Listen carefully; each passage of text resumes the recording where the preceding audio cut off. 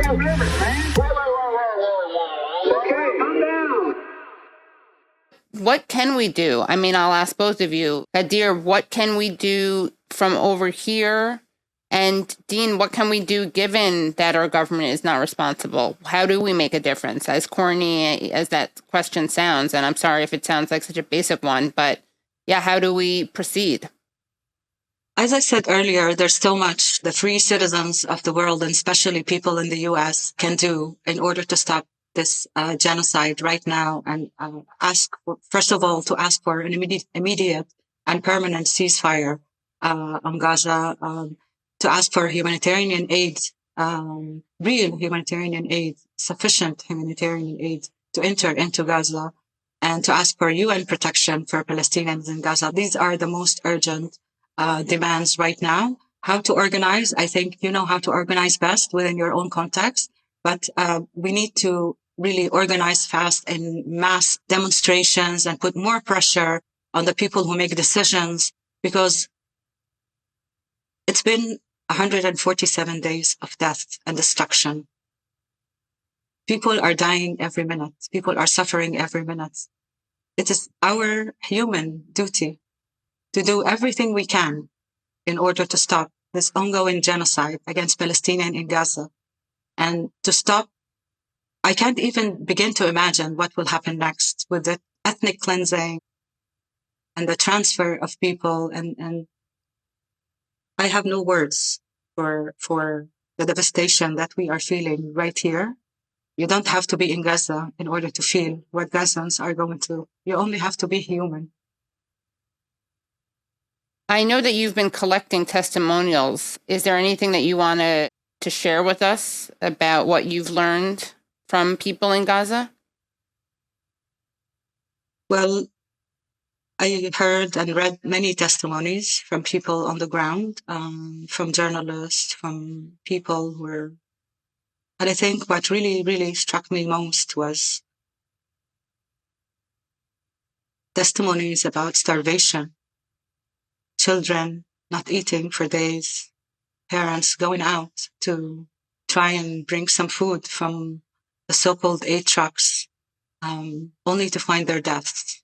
Some of them don't come back because Israel is targeting them while they are waiting for the aid trucks. Some people wait for 7 hours or 10 hours for the aid truck in the streets. And once the aid truck begins to near the location of the people, Israeli tanks appear and they start shooting people. Israeli quadcopters, they shoot people, they kill people. 30 to 50 to 70 people die every time people go to look for food. Some of them don't come back. Some of them just run home without anything, being grateful that they saved their lives. So I think the footage of starvation, the whole world sang to Africa when it was starving, when we saw the children of Africa starving.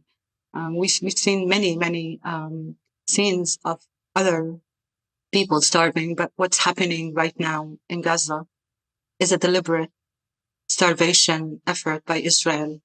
The mass killing, the torture, no safe passages for people, even when people try to move from one place to another, as Israel demands. Snipers keep targeting them and shooting at them all the time. So people have nowhere to go. There's no access. Everything is closed. We need to give them, first of all, hope. We need to give them a space to breathe. We need to give them some kind of assurance that we didn't abandon them, that the world still believes that all people have the right to live with dignity.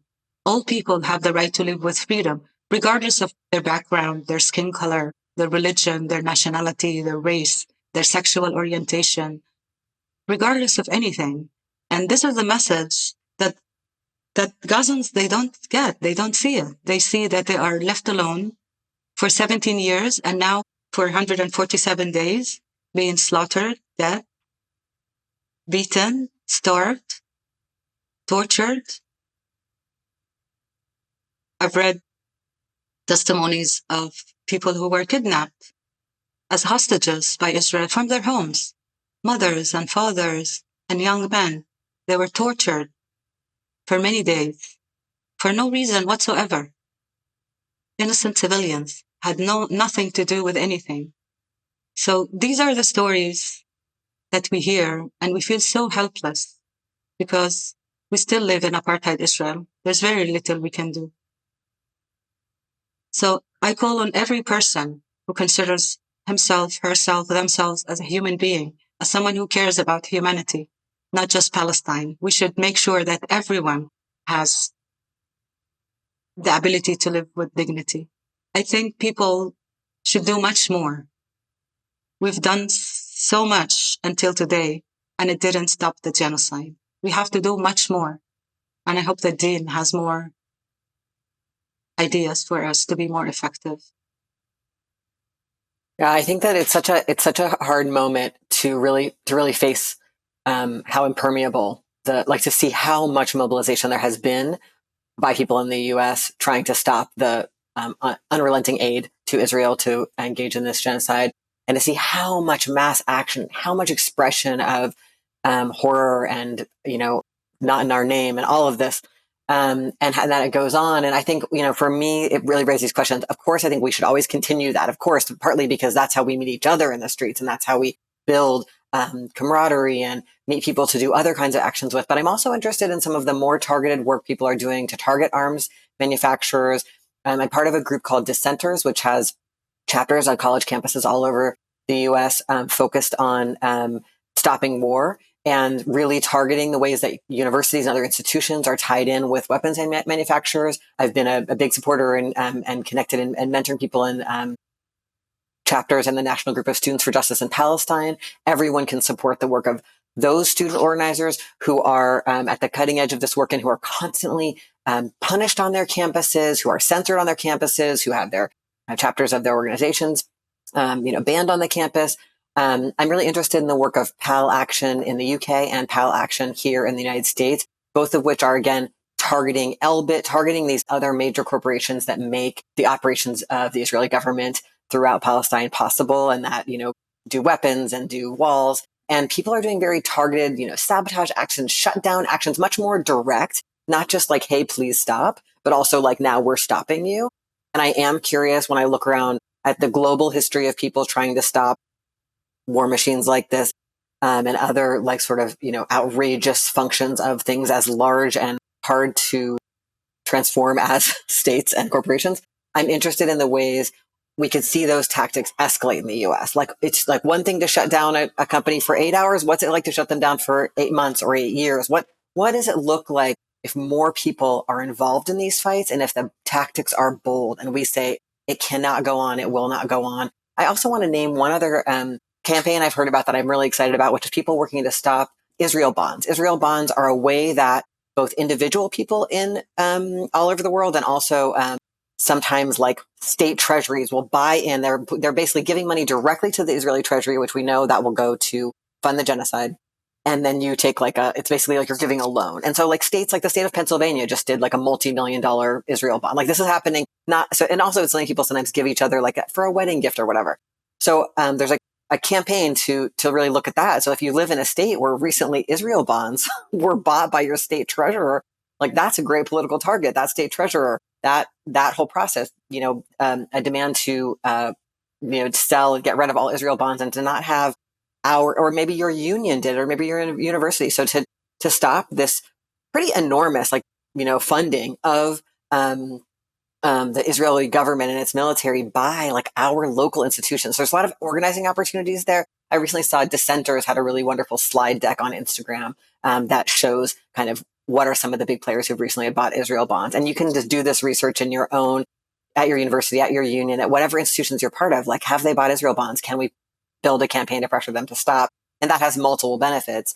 It both is materially stopping funding to Israel to do the genocide, and it's helping whatever you're involved in, your local groups, your local institutions, be a place where people are learning a lot more deeply what the project of colonialism in Israel is and why it matters to everyone on earth, and certainly to everyone in the US, its biggest funder and supporter. And so I think there's no end to what we can do. I think it's wonderful that a lot of people have gone to protests And I wonder if we can all turn up even beyond that. We're going to protest, and we're also joining sustained work at our university, in our union, against our city governments, engagement with Israel bonds, or sending our city cops to Israel to trade. All the gross ties. I mean, we were talking earlier about like film festivals and Tel Aviv Pride.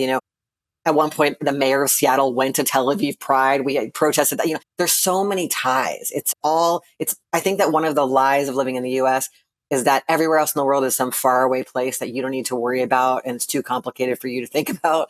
And in reality, we are all right involved and tied into with each other. And if there is brutality and violence and genocide happening in Palestine, it is, I am part of it at my university, in my union, in my city government. And so how do we find every single one of those ties and apply maximum pressure through direct action? Not just asking those people to change, but forcing them to stop supporting what we know must stop.